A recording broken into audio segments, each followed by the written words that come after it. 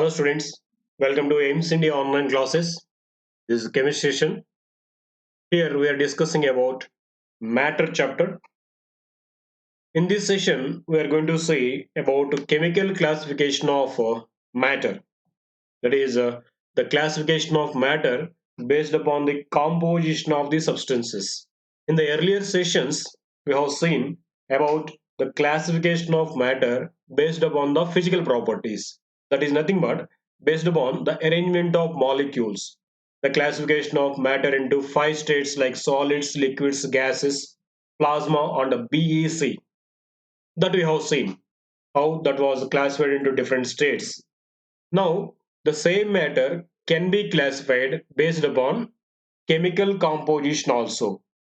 So the chemical classification of matter now we are going to see.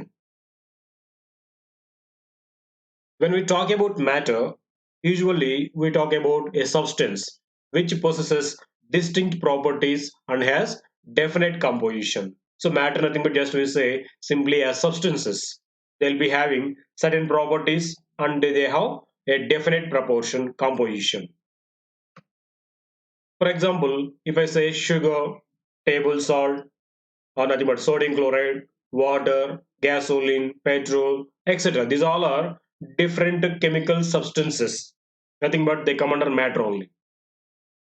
All these substances do not have same composition, isn't it? They are having different composition. They do not have same kind of composition. Different substances have different kinds of substance compositions in them, but it can be identified by their unique properties. So as they are made up of different components, they will be getting unique properties to them. Because of those unique properties, we can identify them. For example, if you say sugar, it is having some special property like it is sweet, it is sweeter, dissolves into water. So because it is having a peculiar composition, based on the composition, it gets these properties. In this way, different substances which are made up of different compositions, they get different properties and different characteristics to them. So based upon that, we can classify the matter. So matter is classified into two broad categories, namely pure substances and mixtures. So based upon the chemical composition, matter can be broadly classified into two categories. They are pure substances and impure substances. These impure substances are also called as mixtures. Pure substances are further classified or further divided into two categories. They are elements and compounds. Similarly, even these impure substances or mixtures are also classified into two categories. They are homogeneous mixtures and heterogeneous mixtures. So this is a classification of matter based upon chemical composition, which we say as chemical classification of matter into two categories. They are pure and impure substances. Pure substances again categorized into two. They are elements and compounds. In the same way, impure substances are also classified into two categories. They are homogeneous mixtures and heterogeneous mixtures. So you can see here in chart way diagrammatically shown how matter is classified into pure substances and impure substances, which are also called mixtures. So these pure substances again classified into elements and compounds. So here the substances which are made up of only one kind of atoms, the substances are pure substances formed by the combination of two or more elements is called compound, and the impure substances classification into homogeneous mixtures and heterogeneous mixtures. Okay, now let us see about pure substances first. A pure chemical substance is any matter that has a fixed chemical composition and characteristic properties. So if any substance, if it is made up of only one kind of particles, only one kind of particles is called pure substance. It will be having fixed properties to it. For example, oxygen is a pure chemical substance that is a colorless and odorless, which is used in the respiration. So oxygen is a pure substance because it is made up of only one kind of particles. They are oxygen molecules. The substance containing particles of only one kind is called pure substance. So to say simply, the substance which is containing only one kind of particles in it is called as pure substance. Okay, those might be either atoms or molecules. If they are of only one kind, then it is said to be a pure substance. For example, iron, silver, oxygen, these all are pure substances which are made up of only one kind of atoms. And even carbon dioxide, sodium chloride, these are also examples for pure substances. So these are made up of more than one kind of atoms. So these all are pure substances only. Now we can say these pure substances are further divided into elements and compounds. See here two categories are there in the pure substances, elements and compounds. So a pure substance can be either an element or a compound. So first of all the elements are building blocks of the nature. So elements or the building blocks. So any matter may be made up of only one kind of elements, or that might be in combination of two or more kinds of elements. Anyhow, every matter in this universe is made up of these elements only. They are composed of one or more than one kinds of elements. So we can say the building blocks of this nature are elements, isn't it? Yes. So now we can say pure substances are of two kinds, either elements or compounds. First, let us see about elements here. An element is a substance that is either discovered in the nature or synthesized in the laboratory by the scientists in pure form that cannot be separated into simpler substances by chemical methods. That is called element. Element is a pure substance which is containing only one kind of atoms in it. So these some of the elements are naturally identified from the nature, and some are prepared in the laboratory. So some are discovered from the nature and some are prepared in the laboratory, synthesized in the laboratory. So these are which are containing same kind of atoms in them are called elements. They cannot be separated into simpler substances by any chemical methods. They are called elements. In order to call it as an element, its properties must be unique. No two elements are alike. So each and every element is having its peculiar properties for it. Its unique properties. So no two elements are having all the properties same. Elements carry names and symbols. Yes, we know till now all our scientists they have discovered around 118 elements so far. Each and every element is given a particular name and its own symbol. So these symbols were given, the suggestions for giving symbols was given by the scientist, as we know, Bergelius. He has given some rules for writing the symbol of an element. Suppose the first letter of its name is taken as a symbol for an element. If the first letter is already given as a symbol for some other element, then the second prominent letter also is taken into its symbol along with first letter. For example, now let us say the first element of among all the elements is hydrogen. What is the first letter in the name of hydrogen? H. So H is a symbol for hydrogen and it is written in the capital letter. And let us take one more element, helium. For this helium is also the first letter is H only. But this H is already given as a symbol for hydrogen element. That is why for helium, along with the first letter H, second prominent letter E also taken into its symbol. Now it becomes He. The symbol for helium is He. Symbol of hydrogen is H. In this way, whatever the elements they were discovered at the time, he has given symbols for those elements. And For the remaining elements also, he given some suggestions and instructions how to give symbols. So they are the first letter of every element is taken as its symbol and it is written in the capital letter. If this first letter is already given as symbol for some other element, then second prominent letter also taken into its symbol and the first letter is written in capital and second letter is written smaller. Now let us see here some examples. If we say hydrogen, hydrogen symbol is H.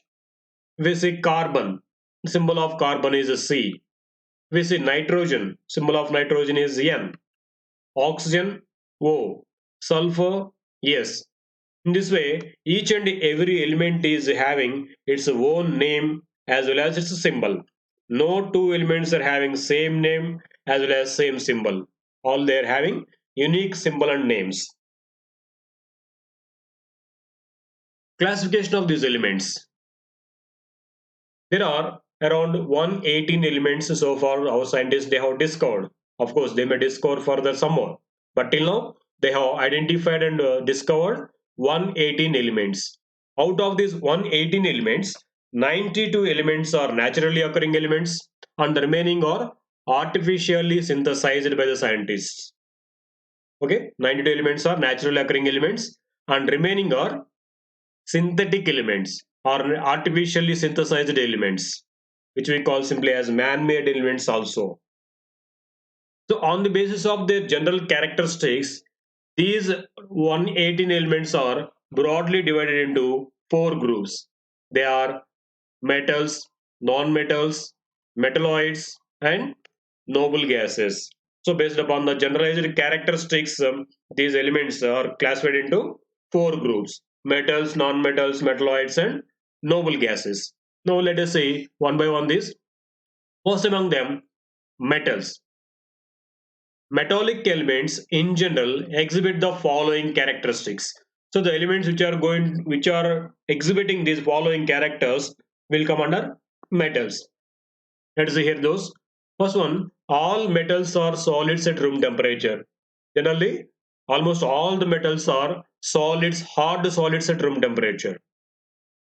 Metals are good conductors of heat and electricity. That means they can pass electricity and heat through them.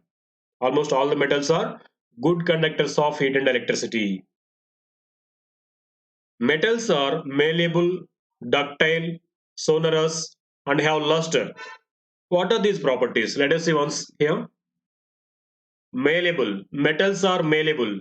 That means metals can be beaten into very thin sheets.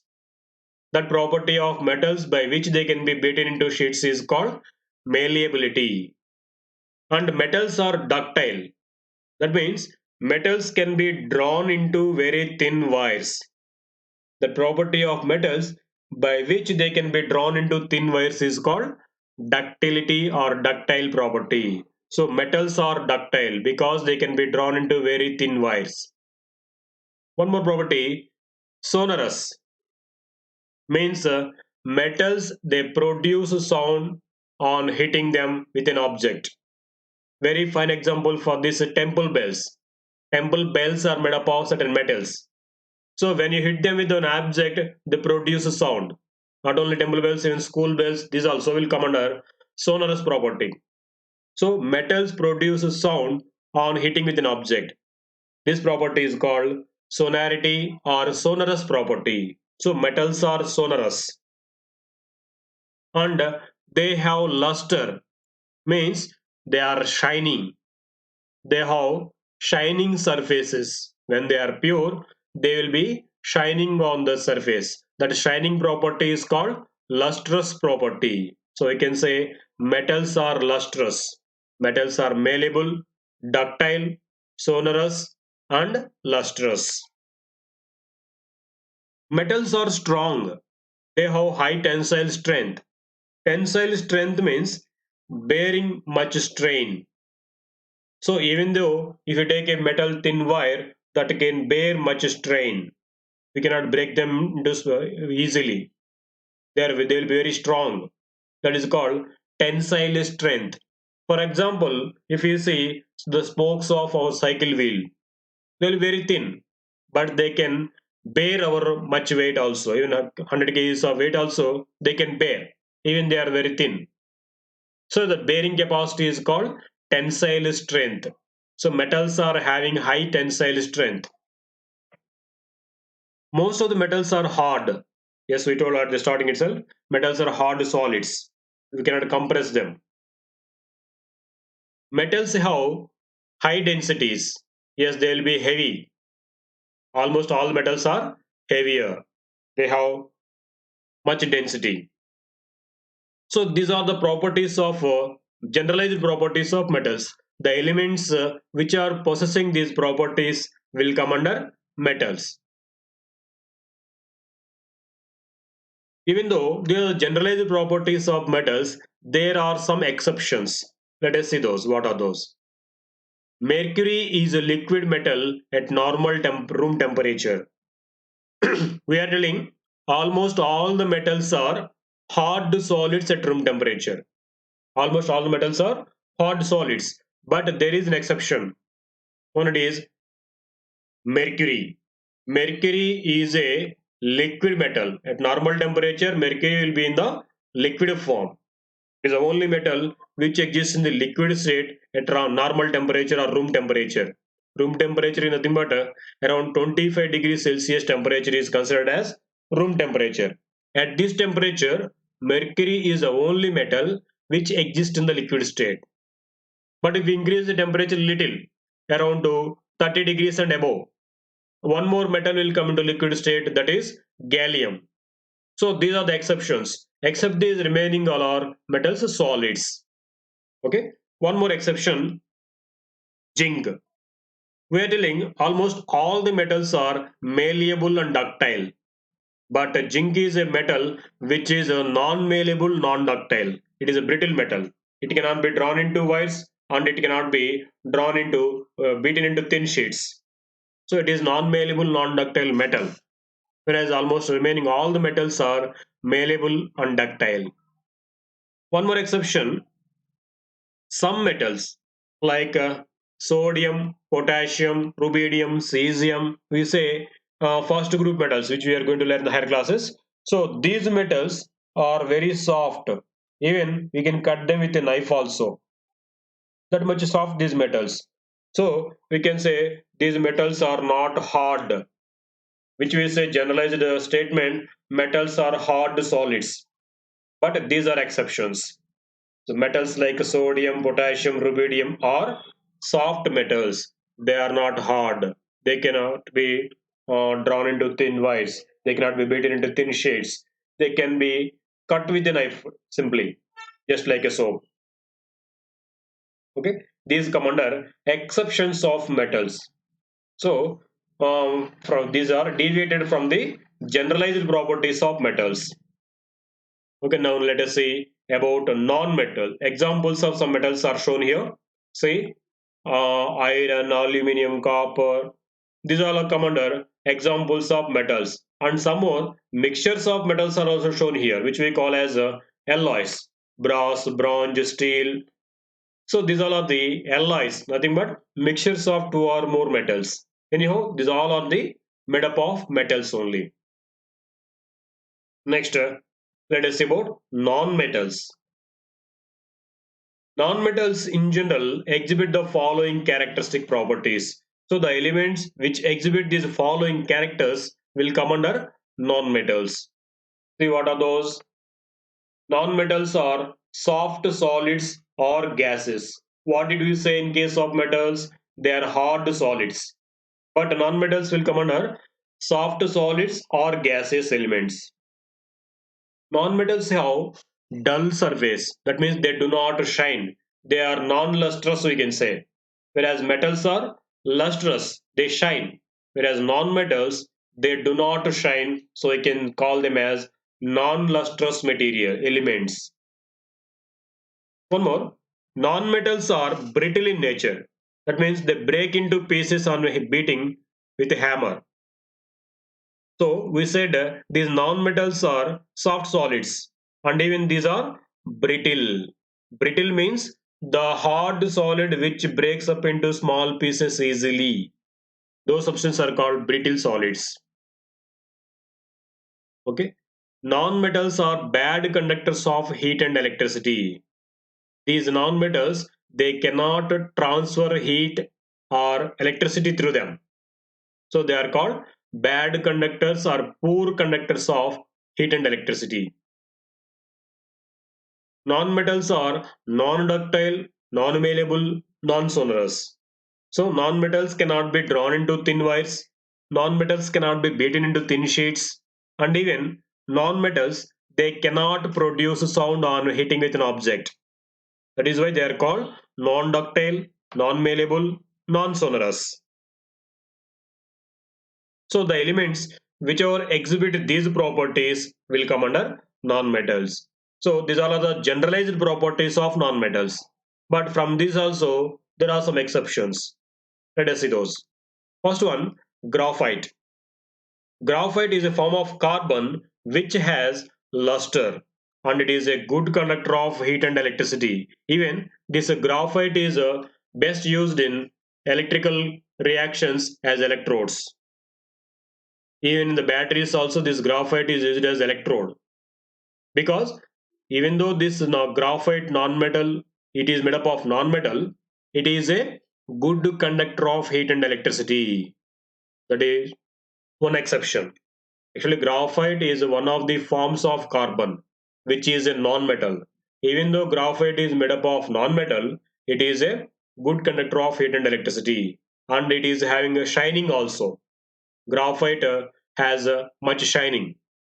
It will be glittering. So we can say this is a lustrous element. One more lustrous non-metal element is diamond. Diamond is also one of the forms of carbon. Even though it is a non-metal, diamond shines. It has a luster. So this also will come under exception here. So okay, let us see one more exception. Bromine. Actually, we are telling all the non-metals are soft solids or gaseous elements. So almost all the non-metals are either soft solids or gases. But only one element, bromine, is in the liquid form. Bromine is a liquid non-metal. Okay, it is a brownish, reddish brown colored liquid actually. Okay, these are the exceptions from the non-metallic general properties.